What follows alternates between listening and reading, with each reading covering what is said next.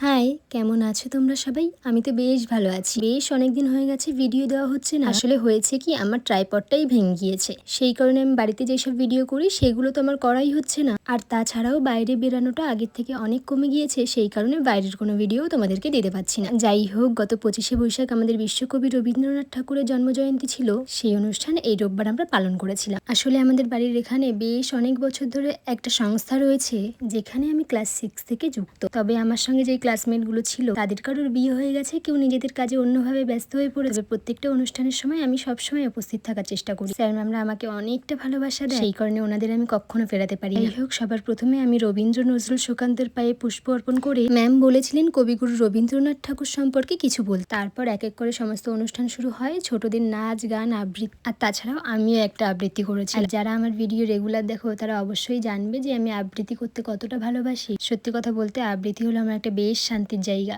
তারপর এক এক করে সব পারফরমেন্সগুলো হলো। জানো তো, ছোট থেকেই বাচ্চাদের মধ্যে এই আগ্রহগুলো দেখতে আমার এত ভালো লাগে। ছোটবেলায় আমারও বেশ ইচ্ছা ছিল নাচ করব, গান করব, আর এখন যতটা পারি ততটা সবসময় করতে থাকি। যাই হোক, সব শেষে আমাদের স্যার ম্যামরা আমাদেরকে অনেক কিছু বোঝালেন। আর সব কিছু শোনার পর আমি যেটা বুঝলাম, শিক্ষার কোনো বিকল্প নেই, আর ওনারাও চেষ্টা করছে আমাদের সকলের প্রত্যেকটা প্রতিভা ফুটিয়ে তোলা। সেই কারণেই আমি যতই বড় হই না কেন, সবসময় চেষ্টা করব এই সংস্থার সঙ্গে যেন যুক্ত থাকতে পারি।